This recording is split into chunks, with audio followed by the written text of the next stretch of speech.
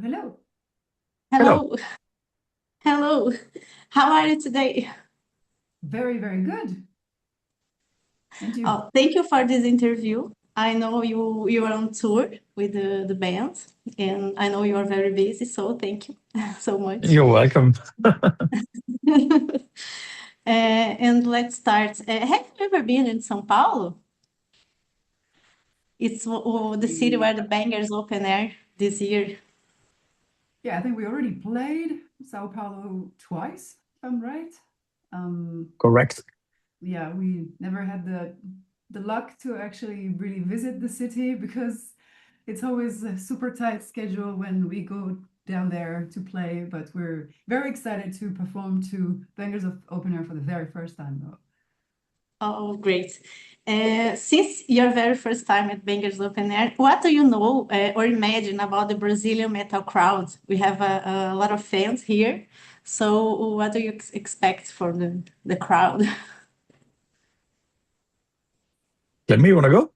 No, go because otherwise we don't talk at all. So the thing is that we really like. It's the first time that we play a festival in South America. It's not only the first time in at the Bangers Open Air, but in general, this is our first festival. And I think that at least here in Europe, it's the best way to promote the band because yeah, it's like such a big audience and everything, and we only dream looking at Rock in Rio and the big festivals and looking at the photos of Headbangers Open Air in the previous editions and everything. So the expectations are pretty high. Yeah, and also from our experiences in Brazil and in like Latin America, we feel there is a lot of passion for our music for bands that don't get the chance to play in these places very, very often. So we have memories of crowds that are absolutely amazing, like yeah, singing everything, like chanting, being very expensive in the way they appreciate music. So I'm very looking forward to high energy shows, I think. Great. Mm-mm. And how do you build a set list for a big festival like this, where there's a lot of people and the crowd may see you for the first time? How do you manage the set list? Well, in the end, we still need to promote who we are right now. And, we're in the cycle of the new record, Armada. It's the first time that we bring Armada to Brazil. So I think that still the main focus will be following what we've been doing all over the world after the release of this record. It's important. I think that in general, it's important that every audience gets the most recent and the most current show, and possibly the best show that a band can offer. So right now, like we are carrying this word, we are so much into it. It wouldn't be right to change the set list in each country, not only Brazil, but wherever we play. If it's in Europe, in China, in South America, or in North America, or in Japan, wherever it is. Like right now, we are living this moment, and the band is carrying this message. So I think it's really important we stick to this. So the focus will mainly be on Armada, and of course the big classics of the band, whatever the time frame that we are given will allow. Okay. And I have one question for Clemency. Is there a moment in the current set list you know that you always bring the crowd alive, no matter which country? Um, I think we have many songs that bring the people together or that have been known now. For those who've been following the band, we have songs like Clocks that are always really highly welcomed on stage. We have Melancholy Angel, we have Armada, and we also like to design our show so that it's very interactive. And we, even on songs or from people that don't know us, we have some very good lines, very good hooks. It's easy to actually get into our show, to get involved, and we make sure everyone is involved. I mean, those who like to get involved in shows, obviously. So I think our show is built with a lot of different highlights of this kind, a lot of interaction. I don't want to spoil everything. Meek is the one really stirring the crowd and making them become real pirates with us. So the show is not, when you attend a Visions of Atlantis show, it's not a passive show. You can be, but the crowd is here to jump on board and go on a big adventure, and we make sure this happens. And which song do you consider a must play for a first time of Visions of Atlantis audience? There's one song that will be there. Which song Can would you you? Can you repeat the question? Sorry, I didn't like. There was a. which song do you consider a must play for your first time in a big festival for the new audience? Hmm. It's a Well, I difficult think one. no. I think this is still Melancholy Angel. You know, like this is our. This is the song that stays the most with the audiences, and it's one of the most active, as Clemmy said, because we ask every time people to jump, and you almost feel guilty if you cannot jump from the way we put it down when we introduce the song. And I think this is a moment of, sometimes it's the last song, sometimes it's not the last song in our set list, but every time I really feel like this is a moment in which the crowd forgets where they are, what they're doing, and they truly, we all become one. And this is beautiful. It's a beautiful inner power of this track. And I think this is the one that it's a must play. You cannot skip it. There's no way to do it. Even if also Armada is, like has something because it brings all people to shout together, to sing together. So yeah, if I have to choose one, it's Melancholy Angel. If I have to choose two, it's Melancholy Angel and Armada. Oh, good. And I will have another question about this album. And this album, Pirates 2, entered in the top 5 in Germany and Austria. What does that mean to the band at this moment, being in the 50, in this Fifth rank? position. It feels that we're finally seen by the audience of these countries. It feels like we're appreciated and loved, because these are numbers that speak for themselves, and you never can know in advance exactly how much people are gonna go and buy records, because the buying records is still something that is less and less happening. So when we still have those numbers and those proofs of appreciation, it really empowers us and reinforces us in believing that we're doing something great and that people appreciate it. And it's the best motivation, at least to me. Okay, and how did the idea from the fully orchestral album come about, the new album? It's fully orchestrated. How did this idea come Oh, about? so actually, this is something that really came from the fans. Like honestly, because every time we released, this started already with Pirates. When we released Pirates 1, after the first months, people were craving for an orchestral version. I think this is something that in symphonic metal, it's really hitting or triggering the fans, driving the fans, because they really want to listen to the orchestras in a pure version, and people started to ask for it, and we were like, okay, let's try to release it. And we did. And it went really well.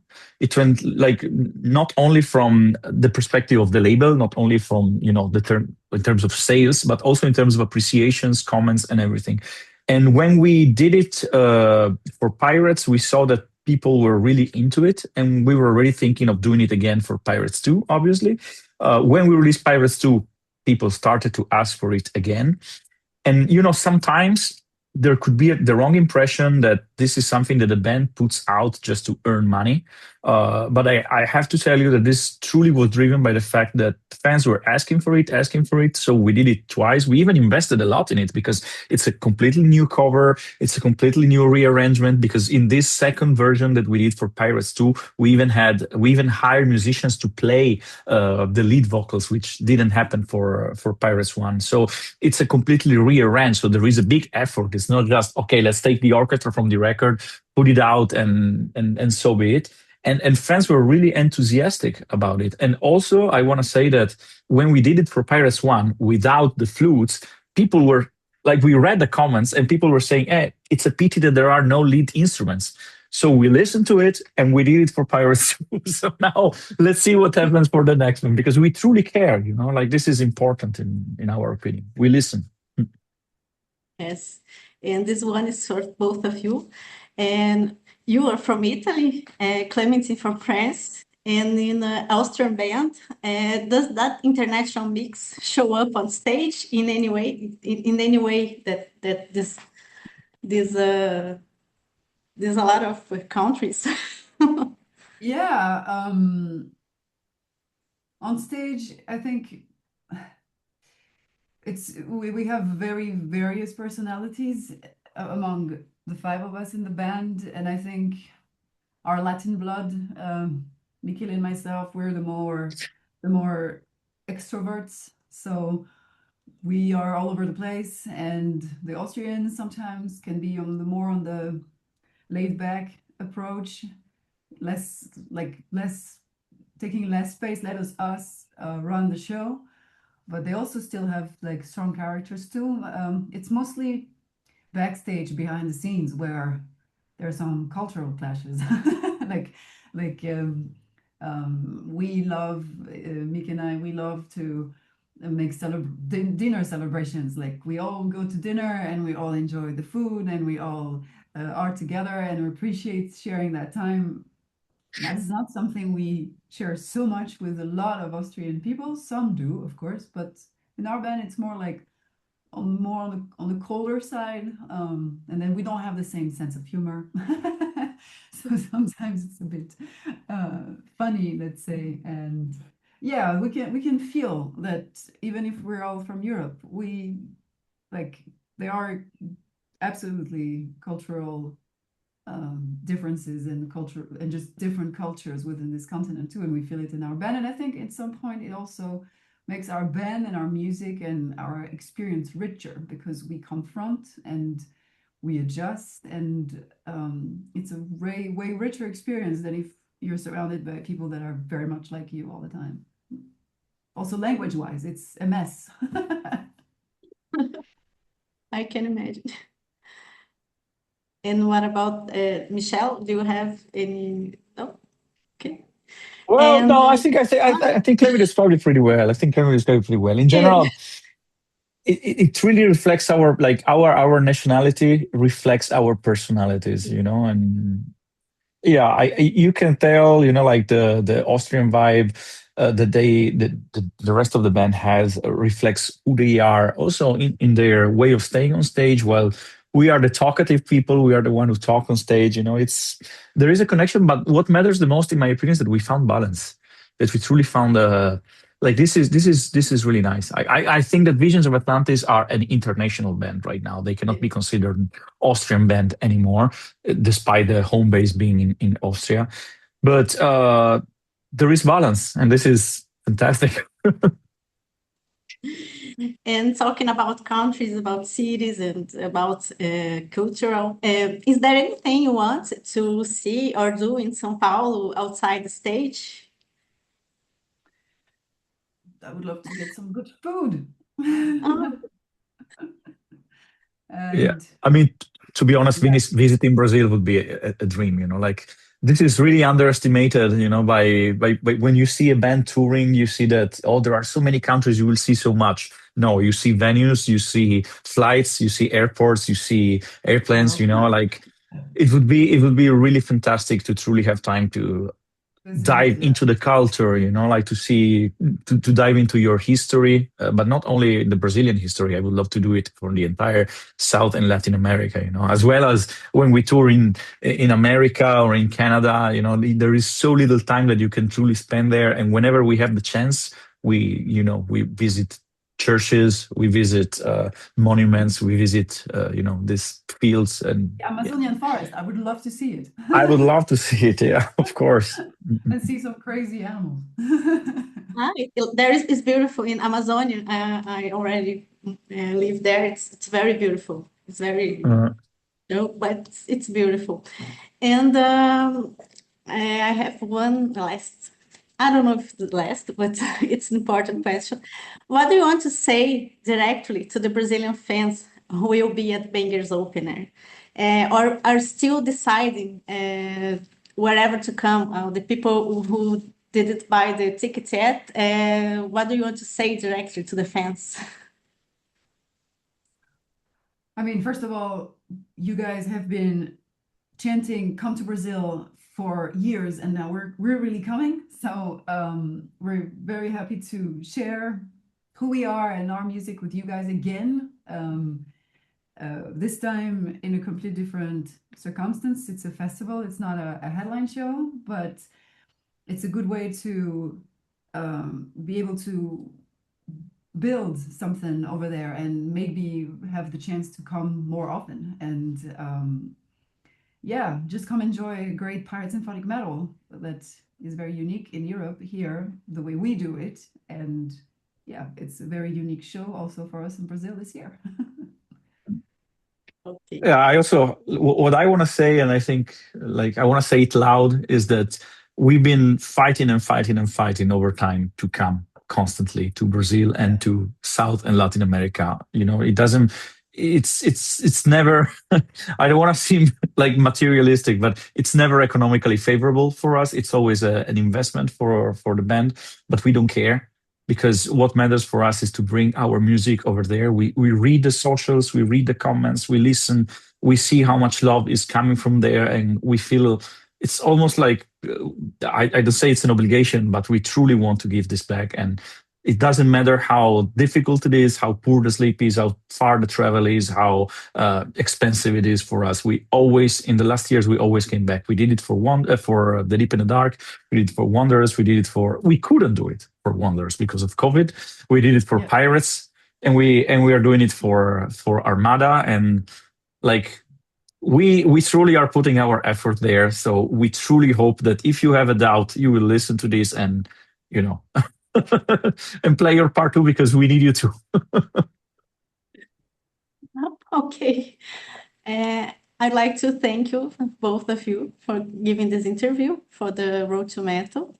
And I'd like to talk to the fans who didn't buy the ticket to buy the ticket because it will be blessed. And thank you for coming to Brazil. Thank you. You're welcome. Thank you very